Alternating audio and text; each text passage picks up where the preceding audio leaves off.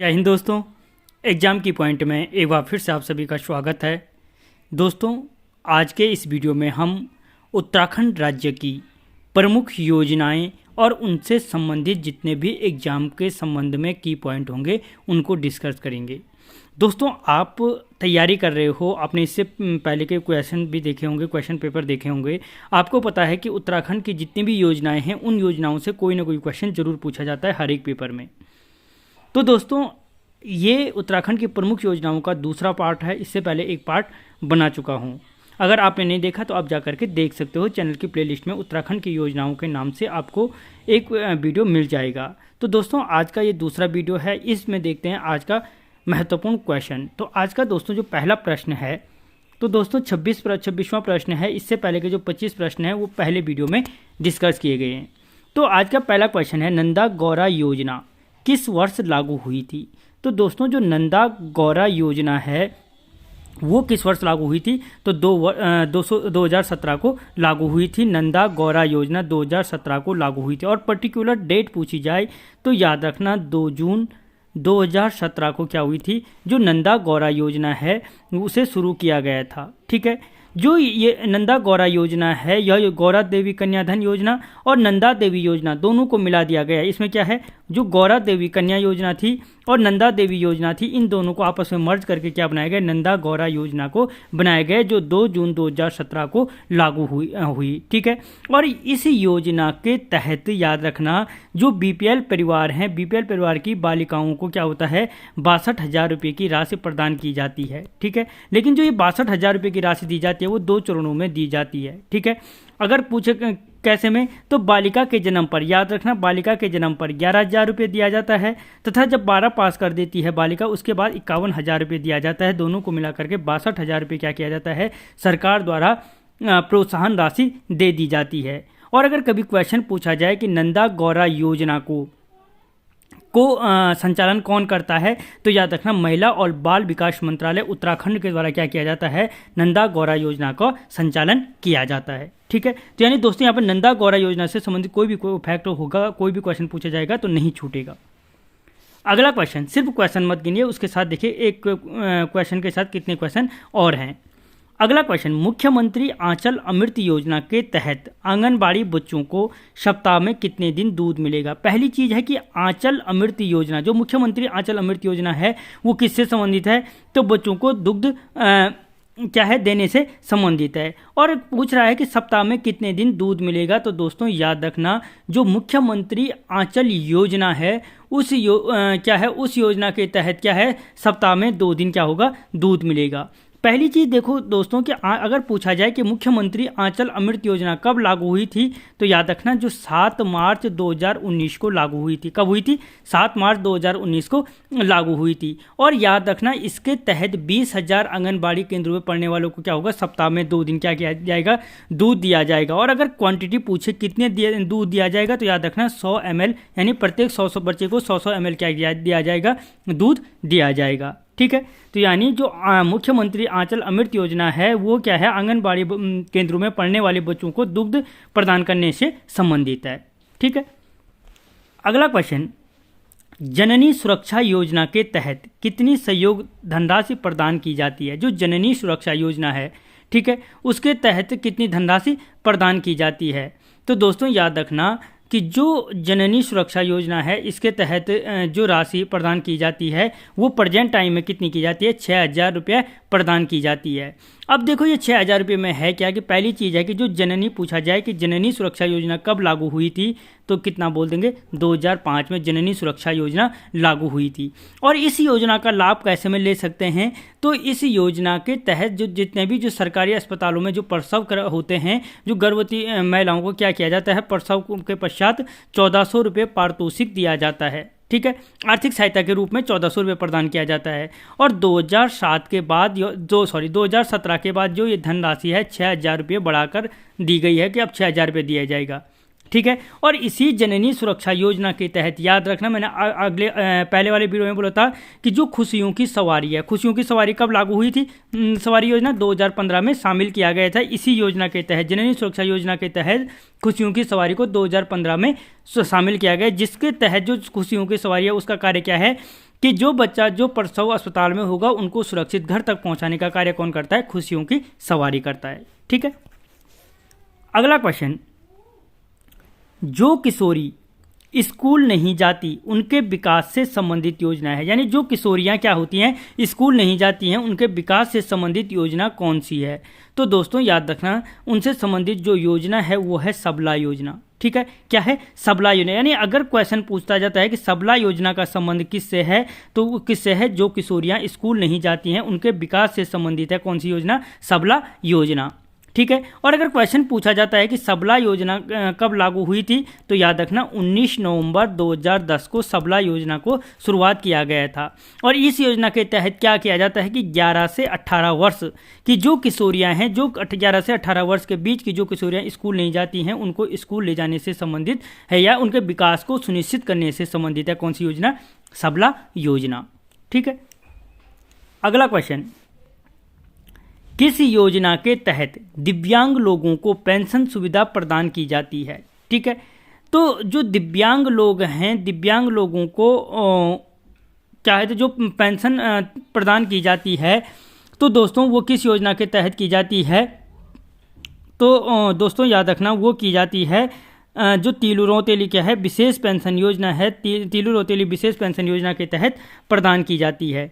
जो पहली चीज़ है कि तीलू रौतेली विशेष पेंशन योजना कब लागू हुई, तो याद रखना 1 अप्रैल 2014 को लागू हुई थी। और इसके तहत क्या है, इसके तहत क्या किया जाता है कि कृषि कार्यों में लगे हुए जो भी दिव्यांग हैं उनको क्या होते, पेंशन सुविधा प्रदान की जाती है। ठीक है, अगला क्वेश्चन, राज्य युवा नीति किस वर्ष घोषित की गई? जो राज्य युवा नीति है वो किस वर्ष घोषित की गई थी? तो दोस्तों याद रखना, जो राज्य युवा नीति है वो 2011 को घोषित की गई थी। और पर्टिकुलर डेट पूछे तो याद रखना 5 सितंबर 2011 को राज्य युवा नीति घोषित की गई थी। ठीक है, कितनी राज्य युवा नीति घोषित की गई थी? और इसके तहत क्या है कि जो राज्य युवा नीति है 18 से 35 वर्ष के युवाओं को फोकस किया जाता है। अगर क्वेश्चन पूछा जाए कि राज्य युवा नीति के अंतर्गत शामिल किया गया है, तो याद रखना 18 से 35 वर्ष को शामिल किया गया है राज्य युवा नीति के अंतर्गत। ठीक है, अगला क्वेश्चन, राज्य औद्योगिक नीति की घोषणा किस वर्ष की गई? जो राज्य औद्योगिक नीति है, राज्य की जो औद्योगिक नीति है, राज्य की औद्योगिक नीति की घोषणा किस वर्ष की गई? तो दोस्तों 2001 में राज्य औद्योगिक नीति की घोषणा की गई थी। और अगर पर्टिकुलर डेट पूछी जाए तो याद रखना 8 जुलाई 2001 को क्या थी, राज्य की औद्योगिक नीति की घोषणा की गई थी। ठीक है, और अगर पूछा जाए कि राज्य की नई औद्योगिक नीति की घोषणा कब हुई, तो याद रखना 26 मार्च 2003 को राज्य की नई औद्योगिक नीति की घोषणा हुई थी। 2 औद्योगिक नीति होगी। प्रथम औद्योगिक नीति की घोषणा 8 जुलाई 2001 को की गई और नई औद्योगिक नीति की घोषणा 26 मार्च 2003 को की गई थी। ठीक है, और अगर पूछा जाए कि औद्योगिक प्रोत्साहन नीति की घोषणा कब हुई, तो याद रखना 1 अप्रैल 2008 को औद्योगिक प्रोत्साहन नीति की घोषणा की गई थी, जो 2018 तक लागू रही। ठीक है, अगला क्वेश्चन, पुरोहित पेंशन योजना के तहत पेंशन दी जाएगी। जो पुरोहित पेंशन योजना है उसके तहत कितनी पेंशन दी जाएगी? तो दोस्तों याद रखना, जो पुरोहित पेंशन योजना है उसके तहत 800 रुपया प्रति माह पेंशन दिया जाता है। प्रति माह पेंशन दिया जाता है 800 रुपया। अब जो पुरोहित पेंशन योजना है वो है क्या कि दोस्तों जो पुरोहित पेंशन योजना थी, पहली चीज़ 2014 में लागू हुई थी और इसके तहत 60 वर्ष से अधिक उम्र के पंडितों को, 60 वर्ष से अधिक उम्र के जितने भी पंडित हैं उन पंडितों को प्रति माह 800 रुपया पेंशन के रूप में दिया जाएगा। ठीक है, अगला क्वेश्चन, राज्य में नई पर्यटक नीति की घोषणा कब की गई? ठीक है, तो दोस्तों जो राज्य में क्या पूछ रहा है, नई पर्यटन नीति तो कब हुई थी? 2018 को लागू हुई थी। यानी अगर पर्टिकुलर डेट पूछे कि राज्य में नई जो पर्यटक नीति की घोषणा थी कब हुई, तो दोस्तों याद रखना 28 सितंबर 2018 को लागू हुई थी नई पर्यटक नीति। और दोस्तों अगर पूछा जाए कि राज्य में प्रथम पर्यटक नीति की घोषणा कब हुई, तो याद रखना प्रथम पर्यटक नीति की घोषणा जो हुई थी 26 अप्रैल 2001 को की गई थी।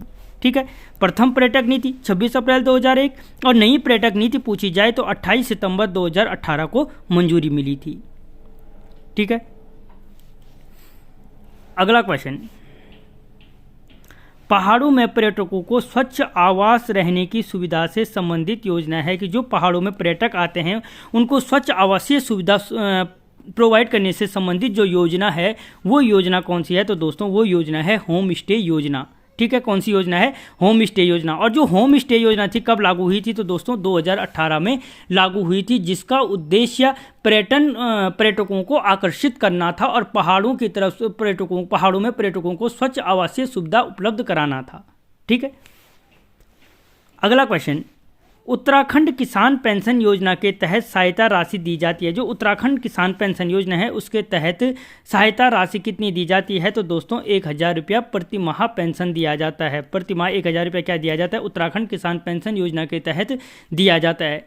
और किसको दिया जाता है? तो जो 60 वर्ष से अधिक उम्र के क्या हैं? किसान हैं। पहली चीज़ क्या होनी चाहिए उनके पास? कैंडिडेट की उम्र 60 वर्ष से अधिक होनी चाहिए। दूसरी चीज़ है कि उसके पास 2 हेक्टेयर तक की भूमि हो। ठीक है, जिसके पास 2 हेक्टेयर की भूमि हो और 60 वर्ष से अधिक उम्र की हो, उसे 1000 रुपये प्रति माह पेंशन दिया जाएगा। ठीक है, और जो क्या है उत्तराखंड किसान पेंशन योजना है उसको अगर पूछा जाए कैबिनेट ने कब मंजूरी दी, तो याद रखना 5 जून 2014 को क्या दिया? किस कैबिनेट ने इसे मंजूरी दी थी? और 5 जून तो हाँ 2014 को। और जो इसको मंजूरी मिली थी उसके बाद जो ये घोषणा की गई लागू करने की, तो 15 अगस्त 2014 को इसकी घोषणा की गई थी। ठीक है, अगला क्वेश्चन, जायका परियोजना के तहत 2022 तक कितनी वन पंचायतों को जोड़ने का लक्ष्य रखा गया है? पहला क्वेश्चन यहाँ पे ये बनता है कि वन पंचायतों को आपस में जोड़ने से संबंधित परियोजना कौन सी है? तो फिर आंसर हो जाएगा जायका परियोजना। कौन सी? जायका परियोजना। अब बनता है कि कितनी 2022 तक कितनी वन पंचायतों को जोड़ने का लक्ष्य रखा गया है? तो दोस्तों याद रखना 250 वन पंचायतों को आपस में जोड़ने का लक्ष्य रखा गया है। ठीक है, और याद रखना राज्य सरकार और जापान की कंपनी, ठीक है, जो उत्तराखंड सरकार है और जो जापान की कंपनी है जायका, ठीक है, के बीच 2014 में 860 करोड़ का अनुबंध हुआ है, जिसके तहत क्या है कि वन पंचायतों के माध्यम से वनों के संरक्षण, चारागाह विकास, महिला रोजगार, ग्रामीण आजीविका को बढ़ाने का उद्देश्य रखा गया है। ठीक है, यह क्वेश्चन बन सकता है कि ग्रामीणों के चारागाह विकास, महिला रोजगार या ग्रामीण आजीविका को बढ़ाने के उद्देश्य से किस परियोजना का सूत्रपात किया गया? तो फिर आंसर क्या हो जाए? जायका परियोजना का सूत्रपात किया गया। ठीक है, और कब किया गया? तो 2014 में किया गया। अगला क्वेश्चन, वीर चंद्र सिंह गढ़वाली रोजगार योजना के तहत कितना ऋण दिया जाता है? तो दोस्तों याद रखना जो वीर चंद्र सिंह गढ़वाली योजना है उसके तहत जो ऋण दिया जाता है 40 लाख रुपए तक ऋण दिया जाता है। पहली चीज़ आती है कि वीर चंद्र सिंह गढ़वाली योजना कब लागू हुई? तो दोस्तों याद रखना 1 जून 2002 को लागू हुई थी। जो वीर चंद्र सिंह गढ़वाली योजना थी कब लागू हुई? 1 जून 2002 को लागू हुई थी। और स्थानीय लोगों को पर्यटक की गतिविधियों से जोड़ने के लिए क्या किया गया? पर्यटक विभाग बैंकों के माध्यम से क्या करता है? 40 लाख रुपये आपको क्या करता है? ऋण देता है, जिसके तहत आप क्या करते हैं? अपनी आजीविका को चला सकते हैं। ठीक है, और स्वीकृत धनराशि के पर क्या होता है? 15 लाख रुपए तक क्या है? इसमें क्या है? जो 40 लाख रुपए मिलता है इसमें 15 लाख रुपए तक राजकीय सहायता प्रदान की जाती है। ठीक है, अगला क्वेश्चन, दोस्तों अगर आपको क्वेश्चन बढ़िया लग रहे हैं तो वीडियो को लाइक करें, अगर आप चैनल पे नहीं हो तो चैनल को सब्सक्राइब जरूर करें। अगला क्वेश्चन दोस्तों, राज्य में अटल खाद्यान्न योजना किस वर्ष लागू हुई? तो दोस्तों जो राज्य में अटल खाद्यान्न योजना थी वो लागू हुई थी 2011 में। ठीक है, तो अगर हम डेट पूछें तो 11 फरवरी 2011 को, याद रखना 11 फरवरी 2011 को राज्य में अटल खाद्यान्न योजना लागू हुई थी। और इस योजना के तहत बीपीएल परिवारों को क्या दिया जाता है? 2 रुपये प्रति किलोग्राम की दर से गेहूँ दिया जाता है। 2 रुपये पर केजी क्या? गेहूँ। और 3 रुपये पर केजी क्या दिया जाता है? शायद 3 ही रुपये है। 3 रुपये पर केजी के हिसाब से चावल दिया जाता है। ठीक है, अगला क्वेश्चन, किस योजना के तहत महाविद्यालयों में आईटी शिक्षा उपलब्ध कराई जाएगी? महाविद्यालयों में जो आईटी शिक्षा उपलब्ध कराने से संबंधित योजना है वो योजना कौन सी है? ठीक है, तो दोस्तों याद रखना शिखर परियोजना के तहत क्या है कि महाविद्यालय में आईटी शिक्षा प्रदान की जाएगी। किस योजना के तहत? शिखर परियोजना के तहत। अगला क्वेश्चन, अध्यापकों और बच्चों को कंप्यूटर प्रशिक्षण देने से संबंधित परियोजना है। जो अध्यापकों और बच्चों को कंप्यूटर प्रशिक्षण देने से संबंधित परियोजना है वो कौन सी है दोस्तों, तो याद रखना आरोही परियोजना है। आरोही परियोजना को पूछा जाए कि आरोही परियोजना का संबंध किससे है, तो अध्यापक और बच्चों को कंप्यूटर शिक्षा देने से संबंधित योजना है। और अगर पूछा जाए कि आरोही परियोजना कब लागू हुई, तो दोस्तों 19 मई 2002 को क्या था, आरोही परियोजना लागू हुई थी।